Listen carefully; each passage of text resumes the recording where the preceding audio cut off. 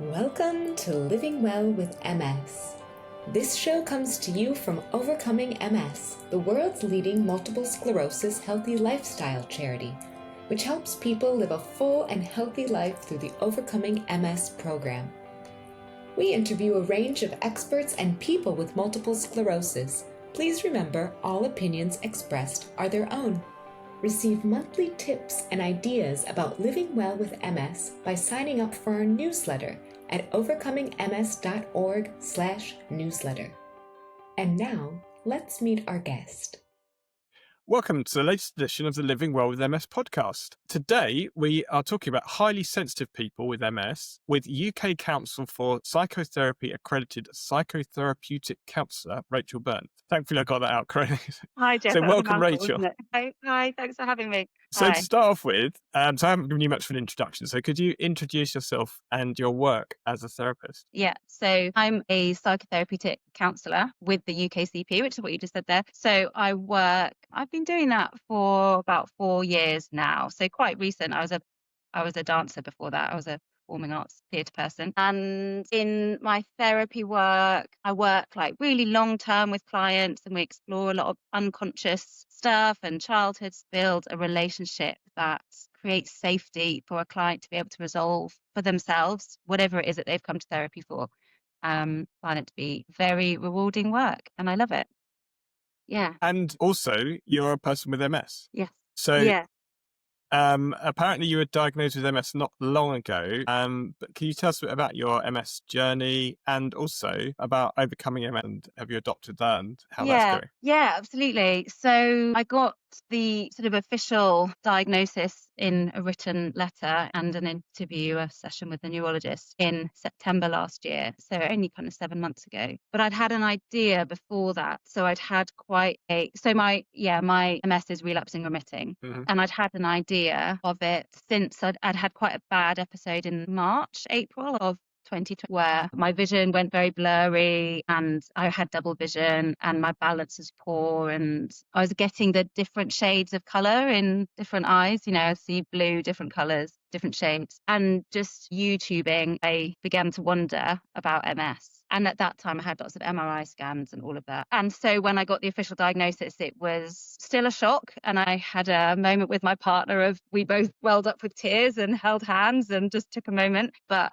it was confirming what I'd thought. And it was following sort of 4 years of these episodes that during the first lockdown, I noticed, I was in therapy at the time, and I noticed to my therapist that my balance wasn't very good. And I was so frustrated. I just must be really stressed about COVID.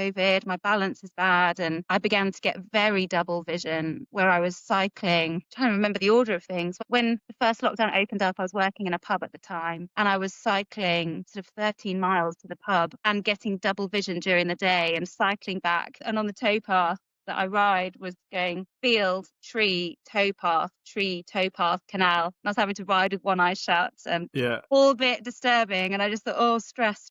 Anyway, and it subsided. I had a few more episodes like that until it was confirmed last year. And what happened then? When I was wondering about MS on YouTube, I went to YouTube for information, as lots of people do, and I found all the Terry Wall stuff. Uh-huh. And I've been plant-based, veggie vegan for about 12 years. And I was thinking, oh my goodness, if it's MS, am I going to have to start eating red meat? I don't want to eat any meat. I don't want to eat red meat. How can I source this really responsibly? And actually, the neurology nurse said to me that she found some research. She'd been sent some research by OMS. She said, if you're interested in diet, I've had this sent to me. You could have a look at them. And I found it and I thought, this is amazing. Brilliant. I felt such relief. So I started following that. Yeah, that's quite unusual actually, to have your MS nurse point you in that direction. Yeah, I've heard so. And I think it was because I was telling her, there's this woman, Terry Walls, and she's healed her MS. And she was saying, you can't heal it. You can't. I was saying, I really think that diet must have a massive impact. I don't know in what way. But she said, okay, well, there is this thing. So I don't know if she was recommending it, but she was following my lead. But since when I've had phone calls with the nurses, I've said about this diet, and I haven't had any relapses this year, not significant anyway. And I've said, I really think this is, if people are open to considering their diet, I really think you should recommend OMS. So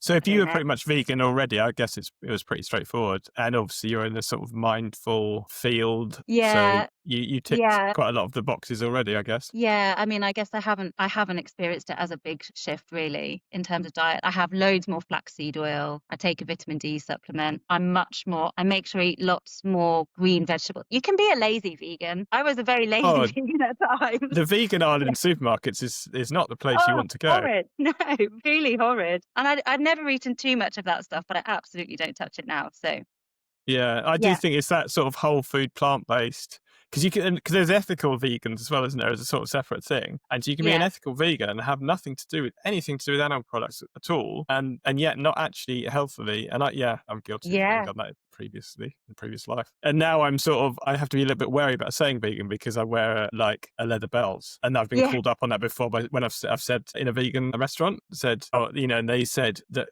you're wearing is that real leather belt? I was like, That's a bit yeah. naughty of them, They're like, isn't it? That's a bit well, they were rude. clearly, it was like an ethical thing to them. It wasn't a health thing. It's ethics. And same with Yeah. like, I'll have honey. I don't have not an objection at all to having honey. Mm-hmm. I'm not Yeah. having too much sugar, but I don't really see it as a problem that the bees personally ethically, but I know that ethical vegans don't like to have honey and things like that. So, Yeah. yeah, I mean, it's difficult. interesting because actually my partner of about 4 years, he's been an ethical vegan for most of his life. So we sort of sit somewhere in the middle. I mean, I have leather shoes. Yeah. Yeah. Yeah. But And for it to be plant-based for health makes a lot of sense to me. Yeah. yeah, and so it's obviously a massive shock for anyone to be diagnosed with MS. So, would you recommend that people who are diagnosed with MS get a therapist to actually Mm. work with them?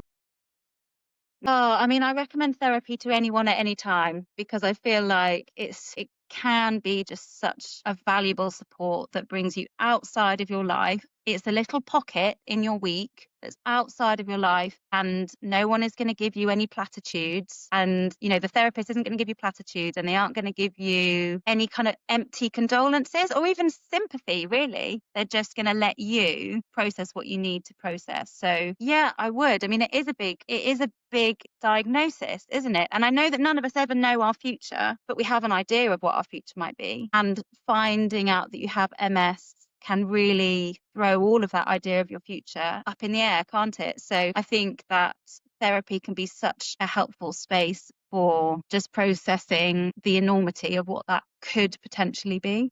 Some people have really supportive family, etc., who can be that space, but for many people it's helpful to have a little pocket in their life, in their week, that is not influenced by their ongoing relationships. And because there's loads of different types of therapy, so if you're in that position, you think, yes, it would be useful for me. How would you decide what sort of therapy to go down, and how would you decide which therapist you wanted to Yeah. use?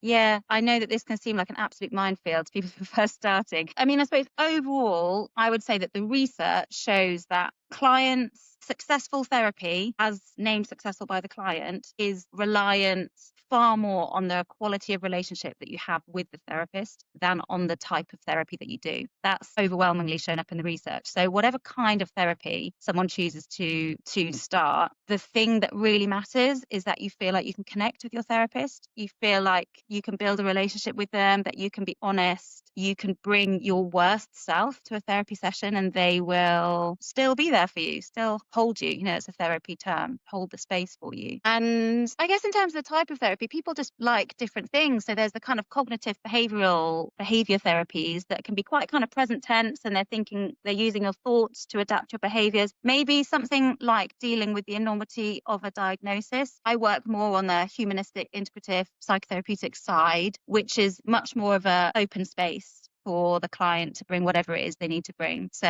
and tends to be a bit longer term. I mean, both have their absolute values at different times in people's lives or for different purposes. So really it's about fitting with a therapist. And I always say to clients, get in touch with a few therapists, let them know that you're going to see a few therapists, and have an initial session with 3 or 4 people and see who feels comfortable to work with. The person you feel comfortable with is the person you'll do some effective work with. That's the key. It's one of the pillars of OMS to look after your mental health as well. So, I mean, just as part of that, what are emotions? Because it's it's almost uniquely human. I was just thinking about this actually. My dog sitting next to me. She does have emotions, but they're fairly limited to sort of happy, sad, hungry, Yeah, but no, angry. they're not complex emotions. But so humans have the. I mean, I know there's some sort of higher apes and stuff do, but what are emotions? What they do? What they what's it all about? Yeah. So, I mean, this is an area of research that is being like totally kind of exploded at the moment. There's so much more research going into this in the last 5-10 years, maybe. And it's fascinating. So the thing that we share in common with all animals, maybe, certainly the higher animals, you know what I mean, is the emotional part that is a chemical reaction. So chemistry isn't my thing, but emotions are a physical chemical reaction that happen in our body to do with hormones, peptides, receivers on the receptors on the cells throughout our body that receive this cocktail of chemicals. And then we have a physical response. So it's those chemicals that have responded to a signal in the environment that creates a physical response in us, whether it's, the knot in the stomach or hair standing on end or getting very hot or whatever it might be. And that's the physical part called the emotion. And then the part that humans do uniquely is we name those different feelings. So all animals have emotions, but only humans name them feelings. And that's where it gets really complex. But so that the emotion in your body is a wave of a chemical response, and it lasts about 90 seconds, whatever feeling it is. So whether it's happiness or anger or sadness, it's a wave of these chemicals and then it subsides. Yeah. So if we're holding something like, you think, oh, I've been worried about something for the last 2 days, you're actually just like, you've got a 90-second cycle effectively that actually you shouldn't necessarily have to continue with that. You're like, oh, I was feeling that emotion for 2 hours, but actually that was lots of different 90 seconds. Is that essentially, is that right? Yeah. I think that can be it. And that can be also when they become feelings and our cognitive brain gets involved, saying, I'm feeling sad, I'm feeling worried, and the thoughts start churning. We perpetuate the emotion, we keep it going, and we can kind of hold on to it. That's probably uniquely human. We sort of hold on to it until we can get to a place, and that mindfulness practice helps with this, obviously, of being able to set ourselves slightly apart from our feelings and notice it and let it pass, which isn't easy, is it? But that's the challenge. No, but I get that idea, that 90-second thing, because it's kind of like you can do like there's mindfulness practices where you just take a pause. I know Craig Hass has done one where he does a little pause meditation, and it's just to take you out of that, but it does take that sort of little bit of time. Like you're like, oh, another minute. And then you're like, okay, now I'm calm. But you can't just switch it off, can you? It's not instant. But I guess once you go through that little cycle of, after a couple of minutes, then you can, put yourself in a different mental state. But so the opposite of that would be if you're repressing your emotions. So what's the situation there? What are repressed emotions? And is that a healthy thing to do to try and avoid it? Yeah.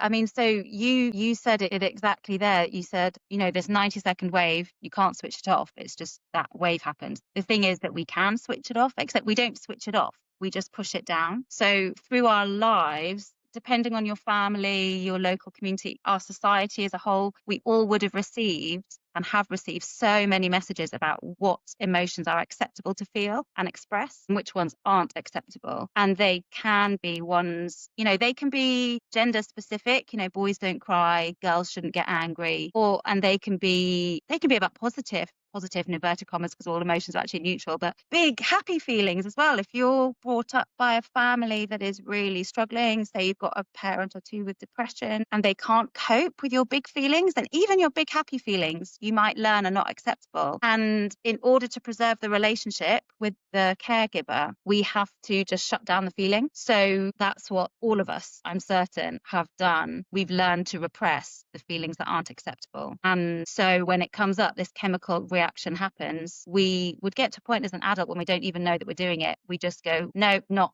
feeling that, and it gets halted somehow. And that's the whole area that I get interested in to do with emotions and autoimmune conditions, because what is the impact? Is that halting that chemical reaction? Yeah, I was going to say, is that a bad thing, a good thing, or could be?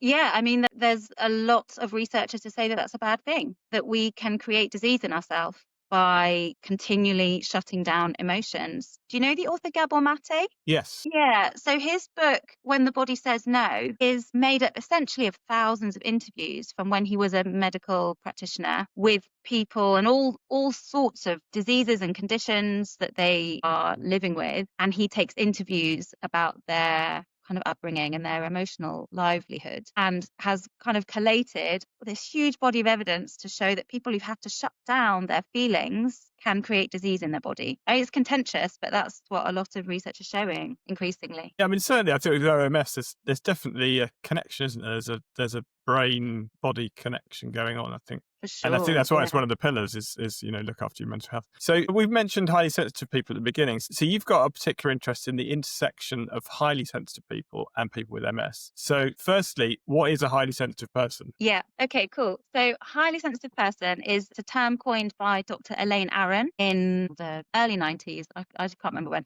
She wrote a book called The Highly Sensitive Person. And her research was about this. Why do some people respond in more sensitive ways than others? She gathered a lot of this research and created a survey, there's a straightforward survey, which I can link actually on my Live Well Hub profile. I'll link the survey if people are interested to complete it. It's like 25 questions about ways in which you might respond more sensitively to an environment or to pain or to an emotional setting or to food than other people seem to. And her research indicated that between 5 and 15% of the population are highly sensitive. So it's a minority. It's not tiny, but it's a minority. That is significant, though. That is significant, yeah. And I would say that it's more than 5 to 15% of my client load are highly sensitive. So I make the connection also that our society at the moment is not built for sensitivity at all. It's built for like go push at all costs. And it can be that highly sensitive people struggle in that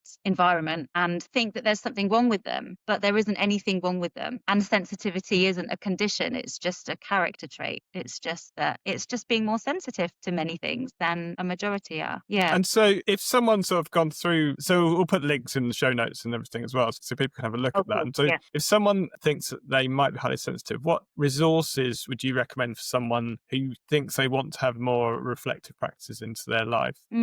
Yeah. I think, firstly, if they do the survey, if they're interested to do the survey, then and they see that they score more than 14 out of the 25 or 6 questions, then it can just be an enormous relief to think, oh, okay, I am actually sensitive. I'm not just making a fuss. I'm actually more sensitive than other people. And then with that knowledge, to really be able to make boundaries and make space for yourself to have the time that you need. I mean, there's a bit of a crossover with introversion. Highly sensitive people can be both introverted and extroverted, but there's a sort of similar idea where someone who's introverted might just know, actually, I don't want to go to a big party, and that's fine because I'm introverted. And recognizing your high sensitivity can give you the permission, because so many people need to be given permission rather than being able to give it to themselves. I know that for myself, to know that it's okay to need to be a bit particular about the way that you have decorated a room, or how much stuff you try to fit into a day, or what are some other things. I find whether you like to FaceTime somebody whilst they're cooking or something, which I think for a lot of the sensitive people I talk to, it's too much overload, and they can have the permission to say, actually, I just need a phone call. Can I please just have a phone call? It's one mode of communicating. It can help give a sense of permission for that. So that's the first part in terms of being reflective, having a reflective practice, just to notice that it's okay that I'm like this and I can actually adapt myself to what feels manageable for me, and that is okay to do. And then I really recommend journaling and any creative practice. I always go to some creative practice, actually maybe even before journaling, because journaling requires words. And I think sometimes we can be really helped to go into a state of flow, or just something a little bit outside of our cognitive wordy place, and be non-judgmental towards ourselves. And that can be a healing practice in its own, or just a recuperating energy practice in its own. Also journaling, however people journal, because that's quite unique to the person, can be really helpful. Yeah. How can people find out more or connect with you and learn more about this and about your work? Yeah, so I have my counselling website, rachelbyrnecounselling.co.uk, I think that is, and there's a bit of information about me on there, and I have a contact page if people want to get in touch. I sometimes think I might set up a newsletter. I've done a blog previously, but that's defunct at the moment. But if people are interested in that sort of work, then send me an email through there. And I really recently set up a TikTok account just to talk about therapy things. So I don't particularly talk about autoimmunity or MS there, but therapy and how to manage your emotions there. That's at Born a Body Mind. born_body_mind on TikTok. It's good to hear like social media being used for positive things. I think there's so much bad about a lot of social media. But when you sort of see, I mean, we've got a YouTube channel for this, and we've got there's so much information out there as well, isn't there? But I mean, there is a lot of terrible stuff. But when you realise actually that there's a lot of people doing really good resources as well, it's just really nice to hear. Yeah, there's so much, isn't there? And it's lovely when you get into it, like finding OMS and oh my goodness, there's all of this resource and all of this stuff that it can be so helpful. Yeah, wonderful. And so this is a question we always ask at the end of these, which is that what advice would you give to your newly diagnosed self now, or to a newly diagnosed person now that you know what you know? Yeah, this is a bit tricky because I'm so recently diagnosed, but I was thinking about this and thinking there's a way in which I almost don't know if I have processed the diagnosis yet, because also it's relapsing remitting. So sometimes I have it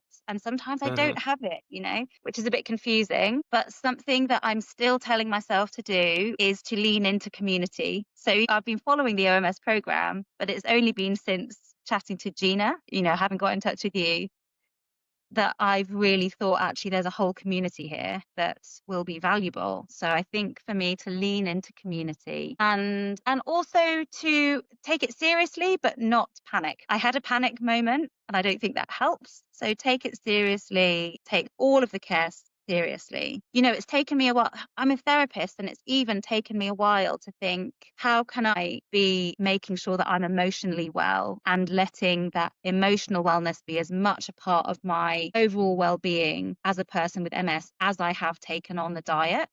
That's like such easy, practical stuff to do. And it's taken me a while to think we're human, so there is definitely an emotional component in my immune system attacking myself. I really believe that there has to be, in some, not that it's more than the dietary stuff or the physical parts, but it's in there. So to pay attention to that and to take all of that seriously, not to feel like I need to soldier on, not to pretend that I'm not to pretend that my eyes are okay. If I have got double vision, to not still ride my bike. That's a silly thing to do, but to take it I know. seriously. Well, I had double vision as well. And you think, oh, well, I can shut one of my eyes. Yeah. That's, in retrospect, madness, isn't it?